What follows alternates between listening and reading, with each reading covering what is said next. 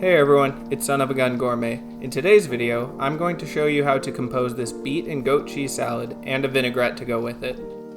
As always, remember to like and subscribe, and let's start cooking. First thing we'll do is peel a few beets and cut them into wedges. I'm using candy cane and golden, but red beets work just as well. Once they're all peeled, cut the tops off and cut them into quarters, sixths, or eighths, depending on the size. You want them to be all roughly the same.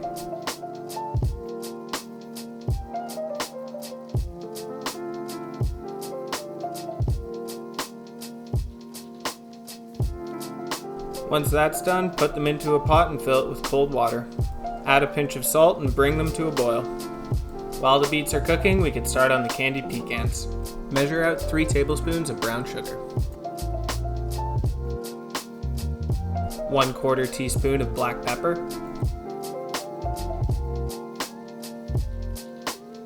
1/4 teaspoon of ground ginger,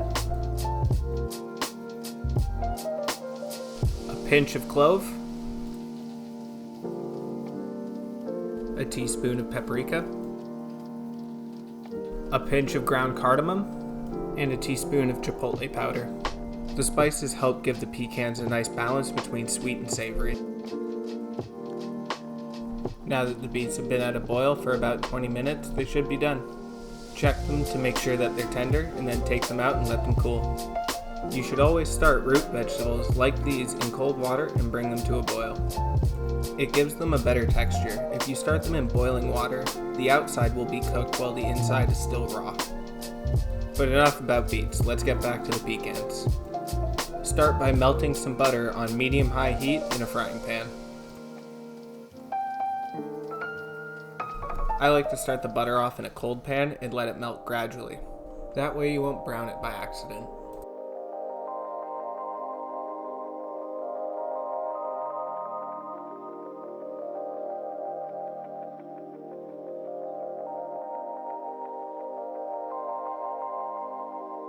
Once the butter's hot, add the pecans.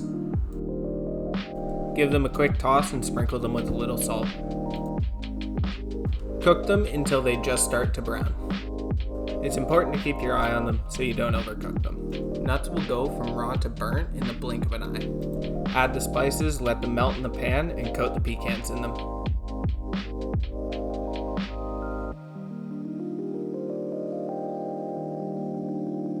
You want to cook them out until everything starts to stick together. You'll want to have a baking tray lined with parchment paper ready to pour this onto.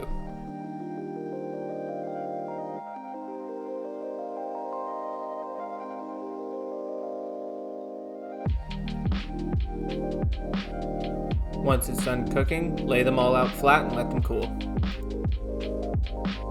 Now to put together the vinaigrette.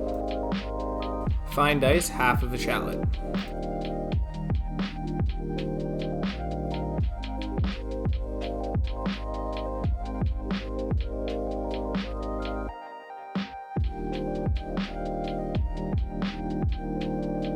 Next, dice 2 gherkins.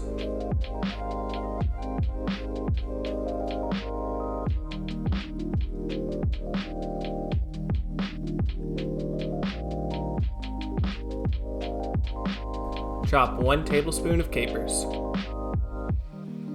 This vinaigrette is going to have a nice briny and savory flavor to it. It pairs up nicely with the sweet earthiness of the beets and the tanginess of the goat cheese.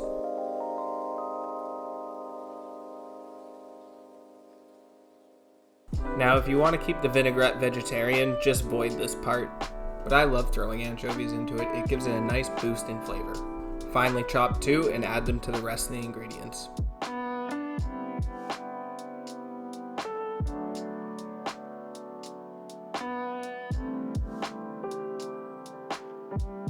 Add 1 tablespoon of grainy Dijon mustard. Mustard helps bind the vinaigrette, and it also provides a good flavor. Next, put in 3 tablespoons of rice wine vinegar.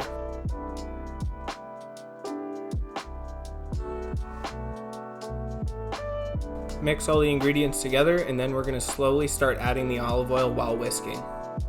You always want to slowly add oil to vinegar while making a vinaigrette. Doing it right will stop it from immediately splitting.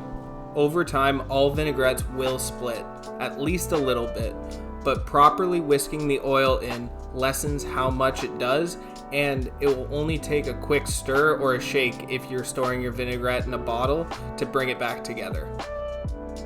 Also, always make sure to season your vinaigrette to taste. Salt, as always, makes a huge difference.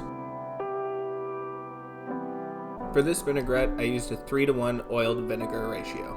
This is pretty common, most of them are between 3-to-1 and 4-to-1. To plate the salad, spread out a layer of mixed greens for the base.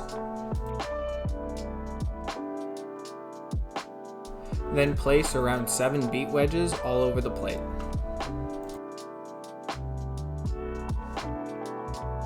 Crumble about a tablespoon of goat cheese. Drizzle a little bit of vinaigrette over everything. And for the finishing touch, break up a small handful of pecans and sprinkle them over top. And now it's time to dig into this delicious salad. Thank you for watching. Remember to like, subscribe, and keep on cooking.